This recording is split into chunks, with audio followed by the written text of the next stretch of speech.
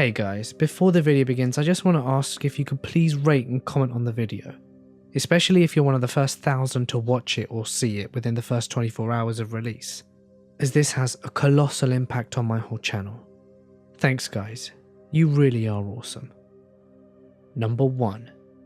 When I was 15, I went on a cruise with my parents around Asia. One night, I was making my way back to the kids' club, as my mother insisted that I join it to meet new people. After changing into my swimsuit at the cabin, it was around midnight, and since 90% of the people on the ship were elderly, they were already in bed, so everywhere I went was empty. My cabin was on the lowest level of the ship, whereas the pool was on the top deck, so I had a fair way to get there. After waiting for one of the 6 elevators to open for about 5 minutes, I got impatient and ran for the stairs. That's when I heard someone behind me. "Are you running away from me?" I turned around and saw a man, who looked to be in his late 20s and dressed from head to toe in grey. He was grinning directly at me. Unsure of how to act, I gave him a slight smile and tried to keep on walking, but he moved quickly and blocked my path.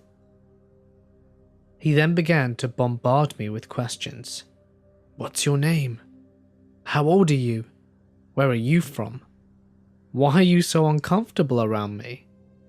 But I managed to lie and said that my parents were waiting for me, and before he answered, I walked away and ran when I couldn't see him. Around about 2, I said goodbye to my new friends and started to head towards the stairs again. And guess who I ran into? The man was coming up the stairs when I was about to go down. As soon as he spotted me, he grinned. He was purposefully blocking my way, and his questions were getting more and more personal. He kept telling me that I had a pretty smile, and that I was beautiful, and he offered to walk me to my cabin. At this point, obviously, my gut was telling me to get away fast. That was the second time I ran into him, and it was on the same floor. I began to think that his cabin was on that floor, and was worrying what he would do. Every time he said something, I replied with, "I have to go," and eventually I could see this was making him angry. This went on for several minutes. More questions, more compliments, and some touching. I pushed him off though. He then hit the wall beside us when I wasn't giving him the answers I wanted. But then he took a deep breath and smiled at me. I was beginning to get really scared, so I turned around and ran through the glass doors behind me to the pool deck and collided with one of the boys from the club. I began to panic, convinced he was coming after me. I was talking way too fast and hyperventilating, and my friend had no idea what I was talking about. I turned around to point to the man, but he was no longer there. I told my parents about what happened. My mother was determined to find out who he was, and so she went to the little photo shop on one of the decks and looked through the mandatory photos that each passenger had taken before they got on the ship. He wasn't in a single photo. I never saw him again after that. It was as if he was never even on the boat. Number 2. When I was around 10 years old, my family took a trip to Egypt. It was a sorta half cruise down the Nile. We would stay often in various spots to check out things, and I don't think we honestly actually traveled on the boat very far. It's where our rooms were though. My memory is a bit shaky on the finer points, as it was almost 20 years ago, but I do remember lots of the cool things we went to see and do: the Great Pyramids, riding a camel, museums, mummies, etc. But I also remember a lot of not so fun things, like the tour guide telling my family that my mother and I could never be by ourselves without either our male family members or others from the tour group. They told us that the men in the country would see a single woman as someone seeking sex, as they wouldn't travel alone otherwise. Or the man offering my father a herd of camels for me, and a bit less for my mother, as she was older. On the top of the ship we were staying at, there was a swimming pool. One morning as I was using it, sporting a one-piece bathing suit, there was a boat driving past where we were moored, full of men. They were hooting and hollering, applauding, and making a general ruckus as they could see me, and I put on theatrics because of it, diving into the pool, strutting around, loving the attention. I cringe at this now. Years later, my mother told me how in a store selling souvenirs on shore, she was groped by the seller. He was placing a necklace on her and gave one of her breasts a really invasive feel. She told my father and he shrugged it off at the time, and she was still mad at him over it. I understand. I would too. Good job, Dad. Not. And to this day I remember the one morning my parents went to go watch the sunrise over the desert. It required a very early wake-up, and my brother and I declined to go. So while my parents were out in the desert looking at the sun, my brother still sleeping, I decided to go to the pool. This may have been the same day that I was catcalled, since I was at the pool area by myself, but I'm not 100% sure. I do remember that on the top of the ship, there was a hatch going down one level near the pool. That day I eyed it and decided I had to know where it went. It was easy to open, and I climbed down a short ladder to the deck below. This deck was still open to the outside, with doors leading to compartments and such. The way the boat was moored, we were a couple of ships out from the port. To get off the boat, you'd have to traverse the other ships in between, but I think this was a normal thing. They were all lined up together, and the travelers would simply disembark by going through the various ships until reaching shore. I went right when I reached the ladder bottom, noticing the major differences from the other areas of the boat I had been on. This area was dirtier, and there were ropes and other junk lying around. I found where the kitchens were, and I stood a while looking through the window. I remember it seemingly rather gross looking in there, which redoubled my desire to never eat there. My family had already decided to not eat on the boat when a waiter visibly sweated into the soups he served us. I went back towards where the ladder was, then continued a bit to the left. From this vantage, I could see all the ships between ours and shore. I think there were around 3 to 4 in total. I noticed on the far ship that a man was hopping over the railings and coming towards me, one boat at a time. This is verse coming through the main area, which had been set up for the tourists to easily get through all the ships to get to shore. I backed up a bit, back towards the ladder as I realized he was making a beeline toward me. He came over the railing and I don't remember what exactly he said to me, but it was an introduction in heavily accented English. He asked me if I wanted to party. I was a little confused. In my head, party is when my parents had friends over and lots of music and dancing. I liked parties. Sometimes I got to stay up late and dance too. I don't remember exactly how he convinced me, but I remember standing in the open doorway to the cabin where he was inviting me in. It smelled like smoke, and there was a haze all throughout the room. 3 men in the traditional garb, I don't know what it's called, the long flowing dress like shirts that they wear, with the headgear as well, were sitting and smiling at me, waving their hands at me. A hookah nearby them. Bottles everywhere. Outside the room the sun was shining and everything was bright and lit up, and there was an underlying smell I couldn't place, smoke drifting, and the blinds were all shut, giving the room a reddish tinge. Out of everything, that memory is the most vivid. I remember looking up at the smiling mustached man standing in the doorway. He wasn't intimidating, a bit scrawny. He had a good smile that didn't seem off. My little prepubescent brain didn't light up though. It went, I'm pretty sure this is one of those situations that I'm not supposed to be in, and I really need to go. Right the heck now. So I booked it.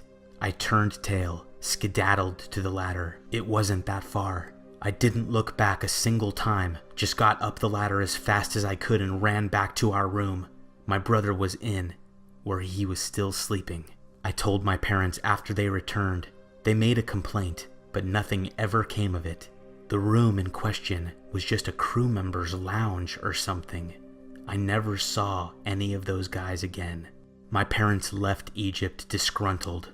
I never really thought about it again until a few years later when I was older. Would I be dead by now? Sold into a sex ring? Married to some Egyptian guy with a bunch of kids by now? It makes me shudder to even think about it, and very grateful that my school did cover a little, not enough, about stranger danger. It was enough to make me reject the very friendly guy and realize this was a bad situation for me to be in. With all the weird situations that happened on that trip, and the fascination I apparently held for being so young, I can't help but think that something terrible would have happened if I had gone into that room. Skeeves me out to this day. Number 3. About 8 years ago, when I was 10, my dad and now ex-stepmom got into another knockdown, drag-out fight. So in order to get away for a few days, my dad loaded me and my sister into his truck and took us down a few hours south to see my uncle. We tried to make the most of our time there, and on our last day, my dad took my sister and I to an old battleship that had been turned into a tourist destination. It was just out on the water and it was lovely, and about an hour after walking around the ship, we met up with this random old man. He was dressed in an old raggedy t-shirt and some baggy shorts. He strikes up a conversation with my father out of nowhere. My dad is a pretty sociable person and didn't think much of it, neither did we. The dirty and scraggy old man seemed nice enough after all, but then he seemed to appear everywhere we went. We made our way to the highest deck of the ship to the control room. My dad and sister were standing outside on the deck whilst I was staring at the window of the control room. As I turned to leave, I saw the man standing behind me. His junk hanging out the front of his shorts, just staring at me. Of course, I was terrified. I hightailed it out of the control room and found my dad immediately. I couldn't seem to find a moment alone to tell him of what just happened, since the man was still following us. He followed us out the ship as we headed towards the old submarines. At that point, the man was stopped by some security guards. I waited until we were a considerable distance away from him before I told my dad, and of course, he was livid. He turned around initially intending to find the man and beat the shit out of him, but instead, he found an employee. He stated his complaint and the employee just sighed and nodded. She said that they had had several complaints around the ship, stating that the same man had been exposing himself to others on the ship as well, and that the police had been informed. I've never gone back to that ship. I don't think I could even if I wanted to. It still gives me the creeps when we drive by it on our way to my uncle's. Number 4. My grandparents decided to take the whole family on a cruise at Christmas time around the Caribbean. There were 14 of us, so we were all located in different cabins spread over different floors. I'm a female, so my sister and myself shared a room. I was 16 and my sister was 14. On our first night, we could hardly sleep as the couple in the adjoining cabin were having a very loud argument. The man kept calling the girl a whore and shouted that she was only there because of his money.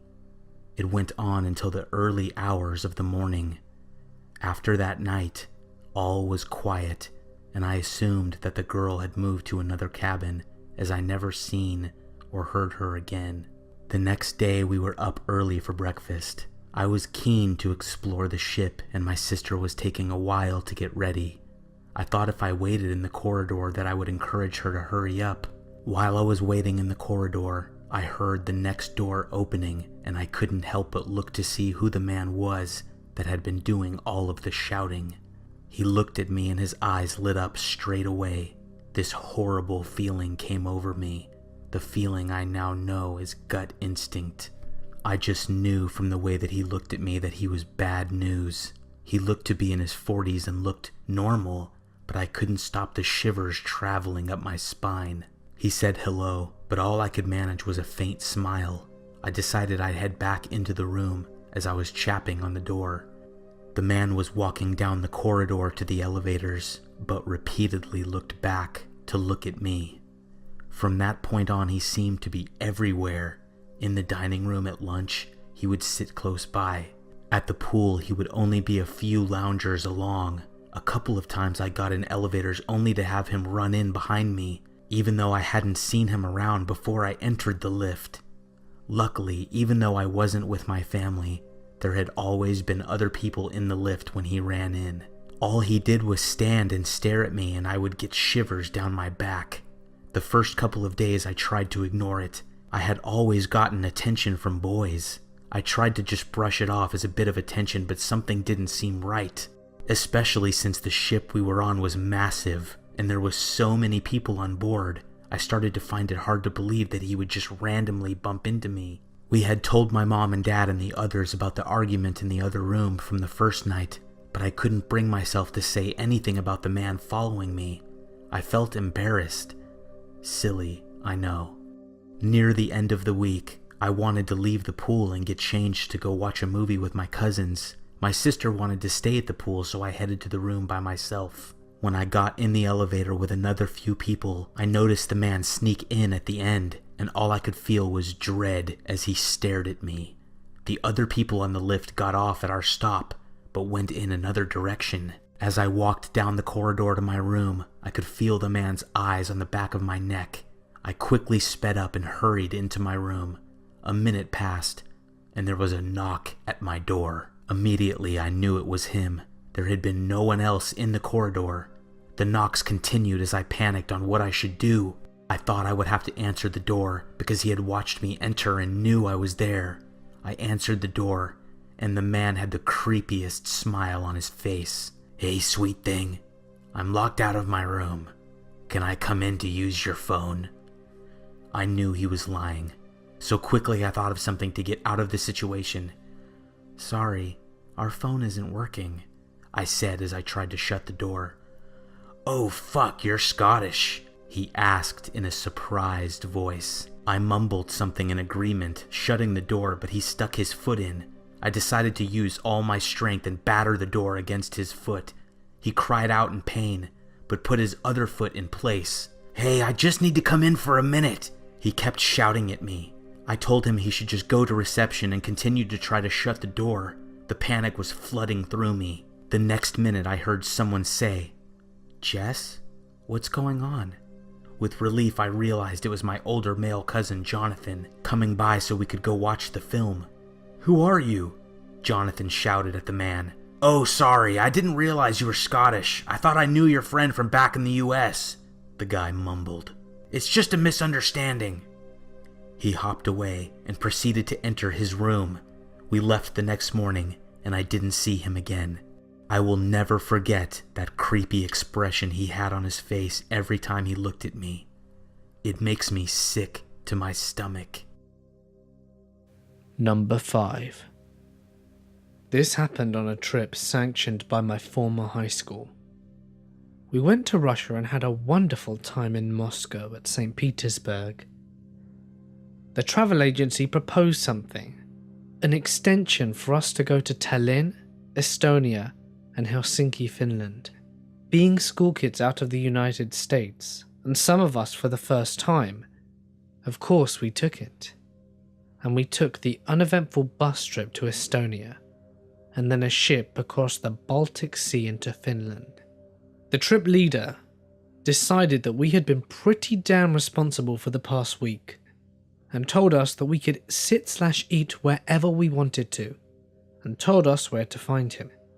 We had lunch on the ship, and that's when things turned creepy. A group of girls had claimed a table to themselves, and were just chatting and eating. Then a man came up to them and started talking to them in Russian. They apologized and said that they could only speak English, and he left. Then he came back a few minutes later and sat at the table right next to them. After a few minutes of having him stare at them, they moved to a different table in a different part of the ship. Unfortunately, a few minutes later, the very same man appeared and sat right next to them again. Then one of them saw him take out a camera and started taking a few pictures of the girls. Having enough at this point, the group of three sets off to find their parents or the teacher, because this is a school trip, remember. They hit the jackpot when most of the teachers and a few parents are sitting together and told them what was happening. The trip leader went off to find some employees on the ship to help us out, and the rest of the girls went to the adults' table. After that, the man left. The girls all felt better but stuck with the adults just to be safe. Then one girl, Mary, went into the restroom. She knew another person was already in there, but felt safe enough to go in on her own. But unfortunately, on her way there she saw the same creepy man from before. She hurried past. Outside the ladies' room she turned back, and he was waiting for her at the end of the hall. So she went into the bathroom and began hyperventilating, having nowhere to go. What she didn't know is that one of the dads followed her, just to be on the safe side, and saw her being followed. He brushed right past that creepy man and stood there guard at the bathroom door, being sure to give the man a proper glare. The man then walked off in a hurry, before he got any other ideas. Once he was gone, the dad knocked on the bathroom door and told Mary that he would wait for her outside and it was safe to come out. The trip leader found someone who spoke English and told them what had happened, and they said that they would keep a lookout for the man and made sure that he got stopped if he caught leaving the ship. No one saw him again, so I assumed that he was caught somewhere, or else he snuck off with pictures of underage girls. Hey guys, it's Mort here and thank you so much for listening. Merry Creepmas everyone. Please remember to leave a like and I'd love to know the types of stories that you'd like me to focus on next. You have the power, so comment away and hopefully you'll see your suggestion as a video very soon. And why not subscribe whilst you're at it? Because you won't want to miss what's next. You can find part 2 of this collaboration on screen now. I narrated an extremely scary story over on Being Scared's channel about a guy and his roommate, so please head on over and listen to it. It's the best story of the lot, so honestly, check it out. Link on screen now and in description. You won't regret it. Finally, don't forget you can see more of me on Twitter and Instagram. But for now guys, I'm going to sign off. Stay awesome, and I'll see you in the next one.